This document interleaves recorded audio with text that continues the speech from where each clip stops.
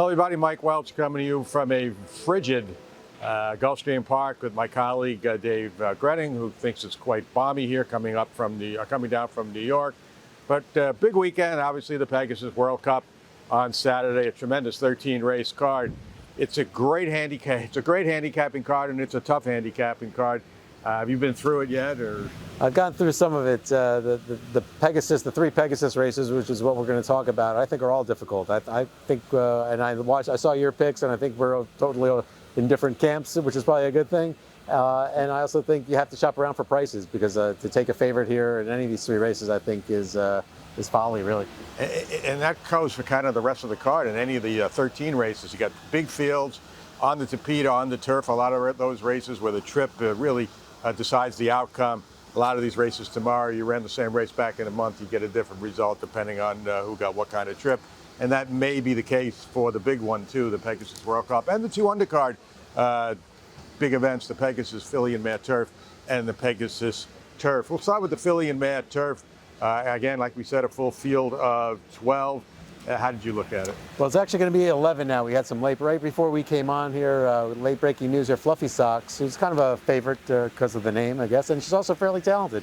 She was the 5-to-1 third choice on the morning line. She is now out of the race and retired. She has an issue with her left hind ankle, and yeah, she's 7 now, so it's done for her. See You Around and Ocean Club were already horses that were going to scratch, so that let a couple of the AEs in, or are in our time and de regresso. And I think in our time is kind of key, because I think she's going to add to the pace in the race, which, you know, Ocean Club had some and See You Around, well, didn't. But I'm looking for a bit of a pace here, and I'm looking for a price in Papilio to come from off the pace. I like Papilio's the type of horse that she's either going to run, her race. Now, the problem is she often finds a lot of trouble. And she did find trouble in the Swanee River last time. She got checked going to the quarter pole. She was blocked behind horses. When she finally got room, she finished second to Be Your Best, who sort of found a new lease on life since going to the Saffie Joseph barn. And I just wonder if Be Your Best can give you another top effort like she did in the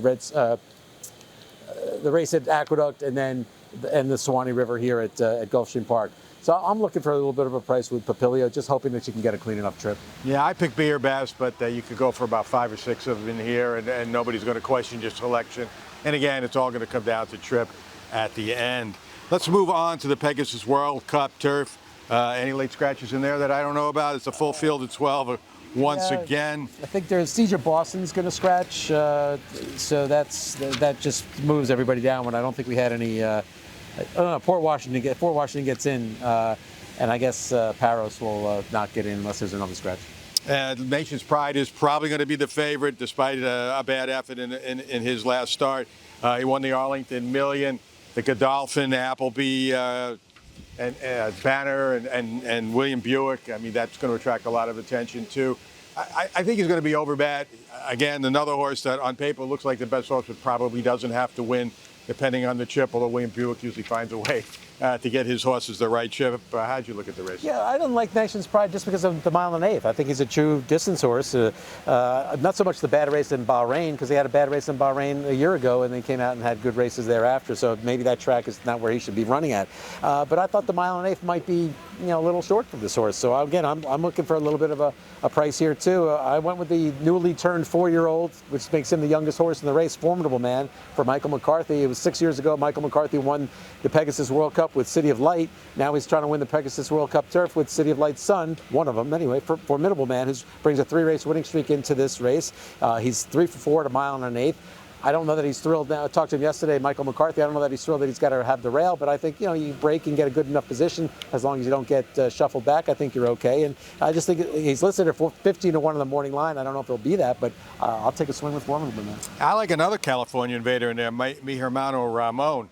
This horse has certainly upped his game of late, coming off his best effort yet when second to Johannes in the San Gabriel. Johannes was supposed to come here, suffered an injury. He probably would have been, if not the favorite, a close second choice to Nation's Pride. And a lot of people think he should have won the Eclipse Award last night. And, did not, came out second best there. But Mi Hermano Ramon looks like he's sit mid-track, and if there is a lot of speed in here, should be able to come on and be a big factor at the end.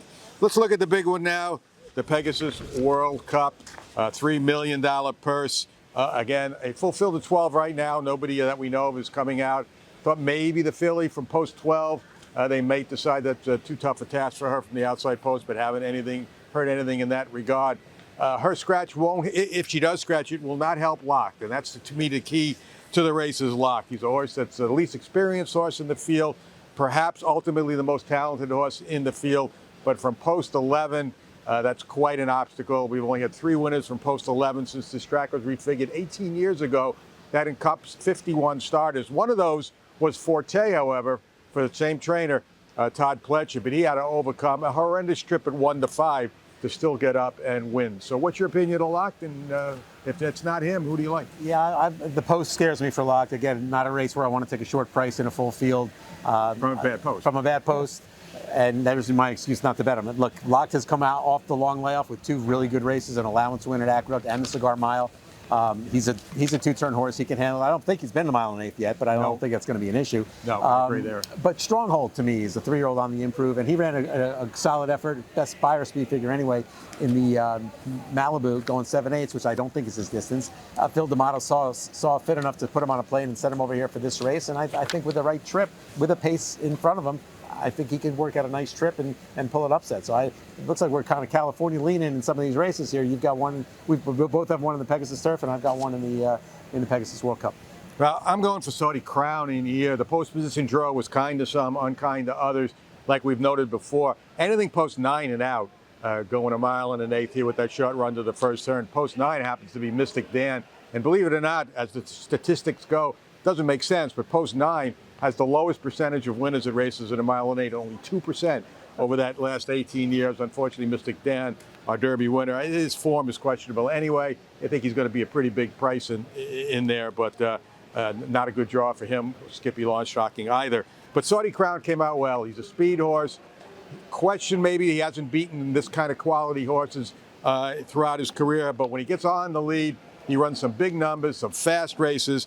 This is a racetrack that usually favors his style of running. Trainer Brad Cox said that went a long way into making the decision to come here to run instead of just training him up to this Saudi Cup, which is his next major goal, in which he will be going if everything works out here. So I like Saudi Crown if he can get the lead and control the pace under Florent True. I think he might stand some catching. White Barrio might not be the horse he was when he won the 2023 Breeders' Cup Classic, but trainer Safi Joseph is very